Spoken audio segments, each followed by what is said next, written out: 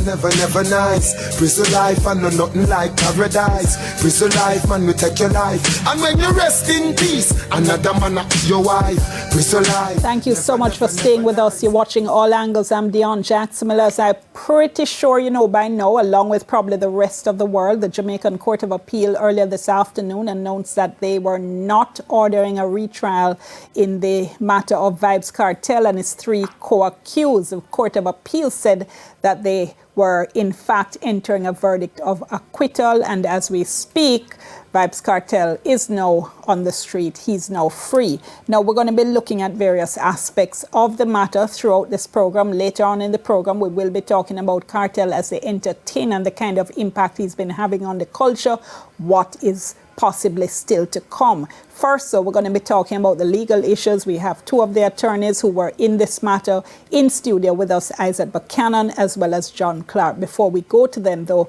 Giovanni Dennis has this overview of how we got here.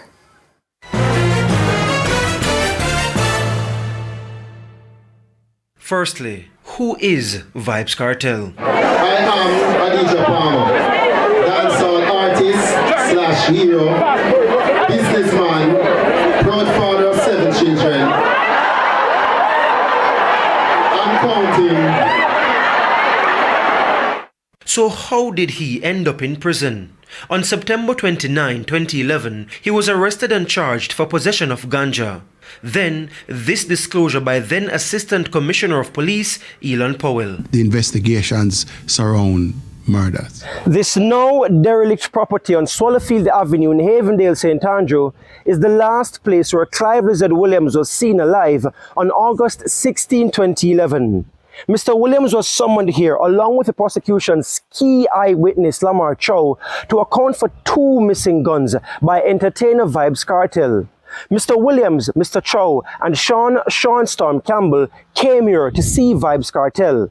Vybz Kartel was inside with 2 other co-convicts, Kyra Jones and Andre St. John. Mr. Chow testified that Jones held Williams from behind and he ran outside the room.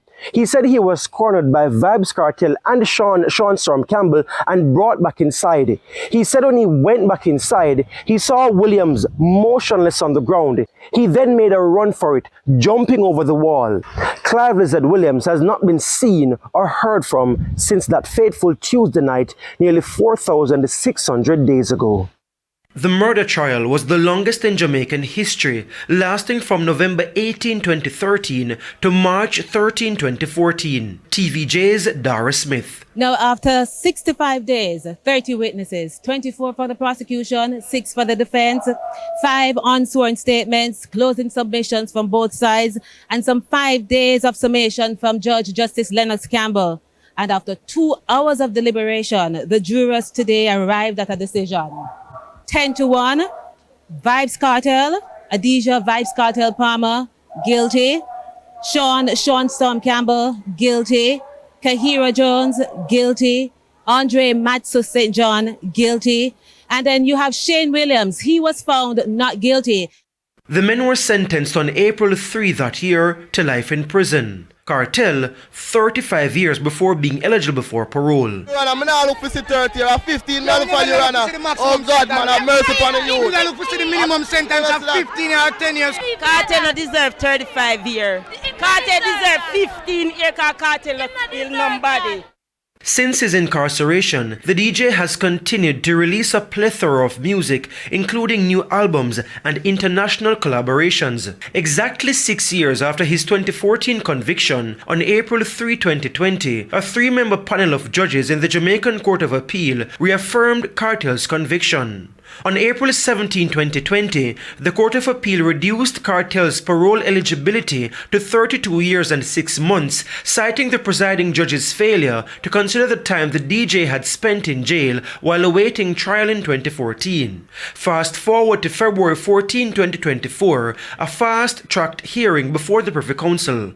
One of the defense's concern, the case should have been dismissed or restarted because of a corrupt juror, Livingston Kane, who attempted to bribe other jurors to return a not guilty verdict.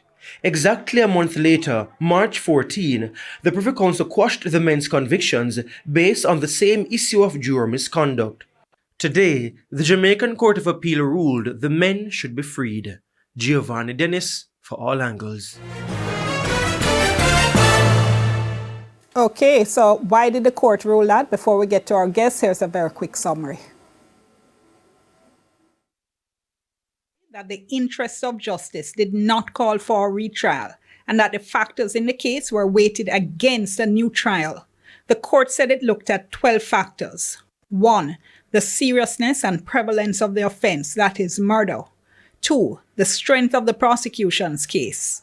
3. The availability of prosecution witnesses and exhibits for a new trial. 4. The availability of defense witnesses. 5. Delay and whether there can be a retrial in a reasonable time. 6. The time and cost of a new trial and its impact on the court's resources. 7. The ordeal of a new trial for the appellants. 8. The impact of prejudicial publicity on the fairness of a new trial. 9. Whether a new trial would give the prosecution an unfair advantage. 10. Changes in the Jury Act. 11. Potential legislative changes in sentences for murder. And 12. The possibility of the prejudicial effect of the mandatory minimums of terms before eligibility for parole.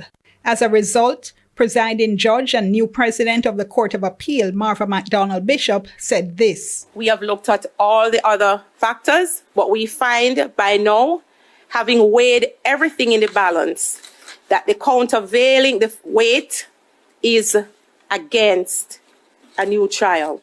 And with that, having regard to all the considerations the court has taken into account, we conclude that the interests of justice do not require a new trial to be ordered for the appellants. And we therefore make the following order. Judgments and verdicts of acquittal are entered in relation to the appellants.